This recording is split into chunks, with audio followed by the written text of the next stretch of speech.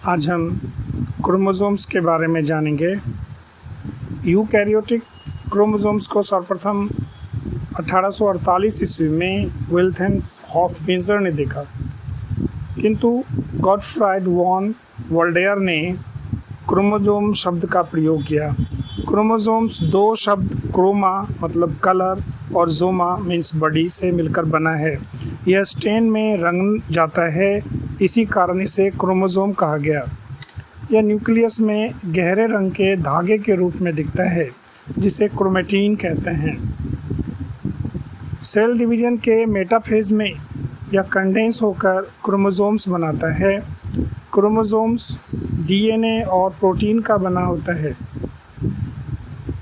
Functional segment of DNA को gene कहते हैं।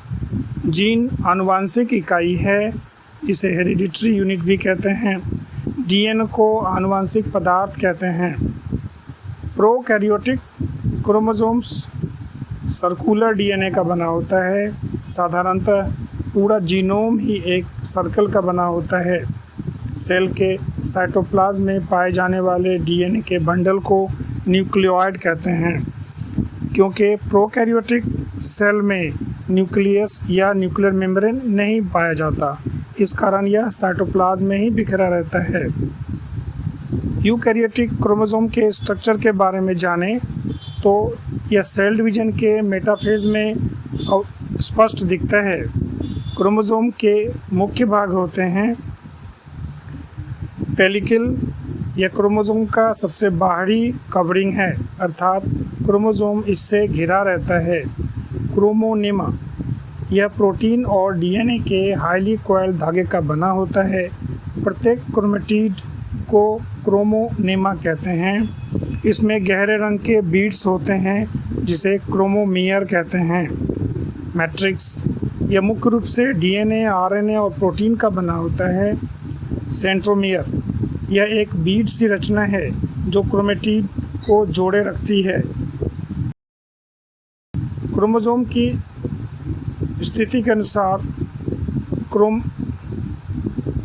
सेंट्रोमियर की स्थिति के अनुसार क्रोमोसोम्स निम्न प्रकार के होते हैं। टेलोसेंट्रिक, इसमें केवल एक ही क्रोमेटिड या आर्म्स होता है, जिसके टिप पर सेंट्रोमियर पाया जाता है। यह अंग्रेजी अक्षर के आई के शेप का होता है। एक्रोसेंट्रिक, इसके दोनों क्रोमेटिड असमान होते हैं, एक बहुत बड़ा और दूसरा बहुत छोटा होता है। सेंट्रोमियर ऊपरी भाग के पास होता है, यह जे आकार का होता है। मेटासेंट्रिक, इसके दोनों क्रोमेटिड या आर्म्स समान होते हैं। सेंट्रोमियर दोनों क्रोमेटिड के बीच में होता है, इसका आकार वी के जैसा होता है। सबमेटासेंट्रिक, इसके दोनों क्रोमेटिड असमान होते हैं, किंतु दोनों में एक थोड़ा छोटा होता है, उसके बीच में सेंट्रोमियर पाया जाता है। यह अंग्रेजी अक्षर एल के समान होता है। किसी भी स्पीसीज में क्रोमोसोम की संख्या निश्चित होती है।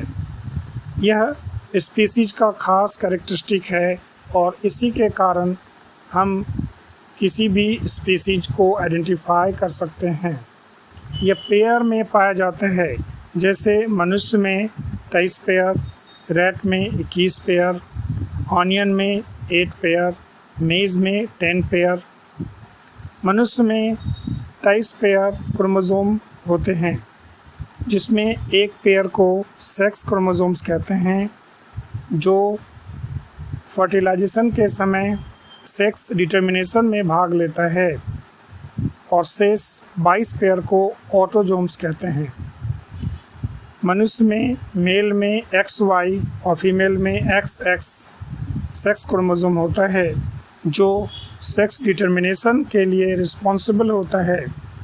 इस तरह हम देखते हैं कि क्रोमोसोम्स एक न्यूक्लियस में पाई जाने वाली रचना है, जो किसी भी स्पीसीज की आइडेंटिटी को बनाती है।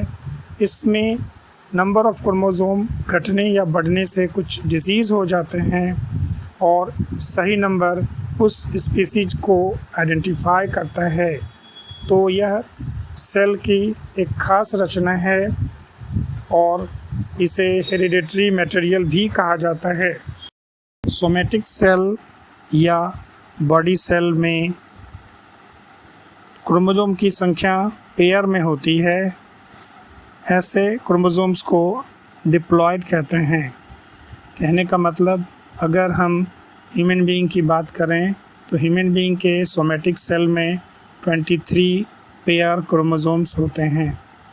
तो ऐसे क्रोमोसोम्स को हम डिप्लॉयड कहते हैं। जबकि गैमेट सेल में क्रोमोसोम की संख्या आधी होती है। कहने का मतलब, ह्यूमन के गैमेट्स स्पर्म या ओवम में क्रोमोसोम की संख्या 23 या 23 होगी, जो आधी है। इसे हैप्लॉयड कहते हैं। हैप्लॉयड केवल गैमेट सेल में ही पाया जाता है, चाहे वो प्लांट या एनिमल का गैमेट हो। एनिमल के गैमेट स्पर्म या ओवम हैप्लॉयड होते हैं। उसी तरह प्लांट्स के भी गैमेट हैप्लॉयड होते हैं। कहने का मतलब, उसमें अनपेयर क्रोमोसोम्स होते हैं, जिसे हम हैप्लॉयड कहते हैं, जो पूरी संख्या का आधा होता है।